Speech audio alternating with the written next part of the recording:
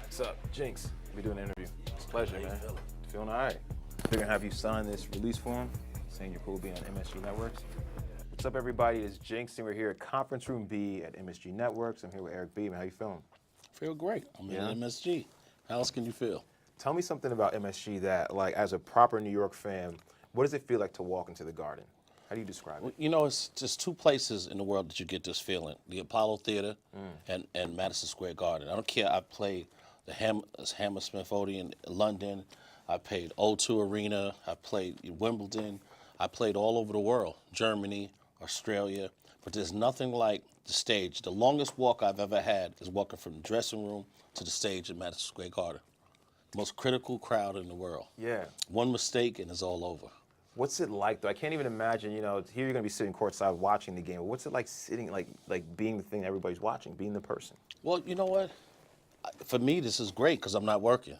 So yeah, everybody else, everybody else is working. So Yeah. it's great just to be, be here at home and enjoying the hometown team and watching them play and develop. You know, being here in New York is great. Yeah. You know, I think about, there's parallels between basketball and hip hop, of course, right? There's a big overlap between the artists and the players, and there's also similarities in the way these things, where they've evolved. What are your thoughts on the evolution of hip hop from, you think, the point where you guys were kind of like starting all the way to becoming icons and then to where you see it now?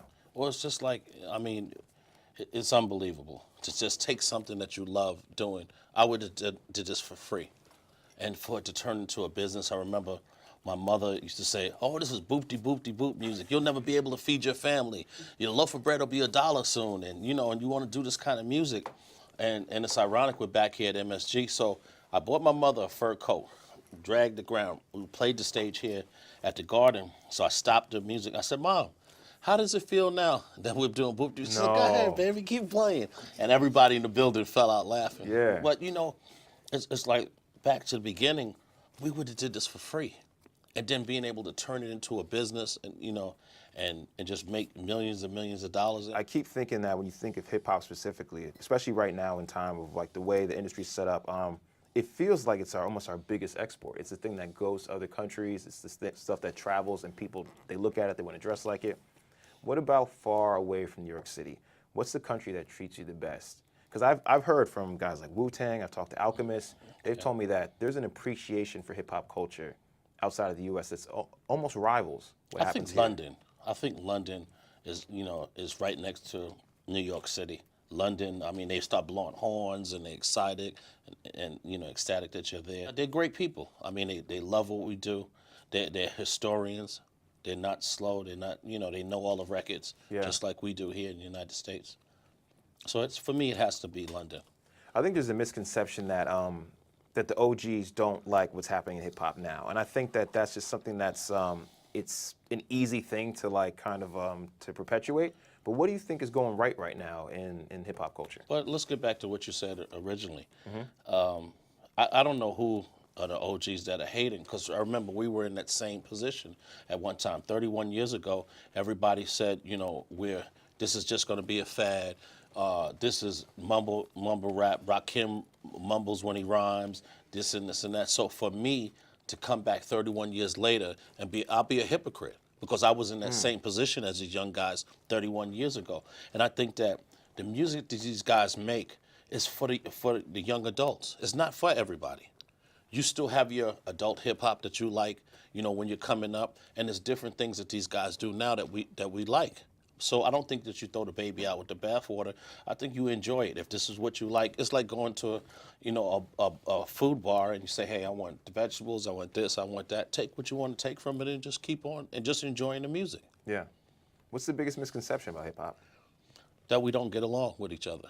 That there was an East Coast, West Coast beef. I remember reading the Vibe magazine, beef, East, West beef. And I'm in the middle of Compton and I'm holding the book open like, what do you mean? I'm here right now. Yeah, and we all get along. Yeah. Ice Cube used to pick me up from the airport when I came in. I used to go to Dr. Dre's house and hang out with him and his wife. I mean, and I'm like, well, where's the beef at? Yeah. It sold a lot of books. you know, for Quincy Jones and them guys, but it was the biggest lie and biggest misconception ever told. What's something we don't know about your partner in crime? So when we first started, it was trees everywhere, and we just knocked down the trees. Rakim used to come in, and he just used to write some stuff. And I remember one day we sat in, and he wrote this record, and he was like, he was struggling with it. And I said, yo, Rob, we're going to come back tomorrow. And that was his greatest thing. Like, if he struggled one day, he'd come back tomorrow and just run right through it one time, and it was over. And I remember we did a song called I Know You Got Soul. I still have the lyric.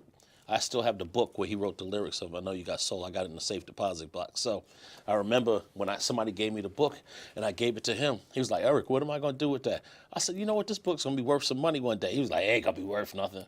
I have it in the safe deposit box right now. Yeah. Don't tell anybody where it's at. Yeah. What's one of your most prized memories from when you guys were kind of running around in the early days? Just being able to play the Apollo, play the Madison Square Garden, play in this building. I think, you know, they're both iconic buildings. And once you've made it here in New York, Frank Sinatra said it, you can make it anywhere. And it's the God honest truth. It wasn't just, you know, a record or a cliche that he put together. It's the actual truth. If you can make it in the state of New York or New York City, you can make it anywhere. I mean, friends like MC Hammer and all those guys, they were so happy to come play these stages and be accepted. It's funny, I got that New York state of mind and I'm moving and everybody's like, hey, dude, Yeah. why are you stressing? I'm like, yo, I need to get there. I got to get it done. Yeah, you know. Final question.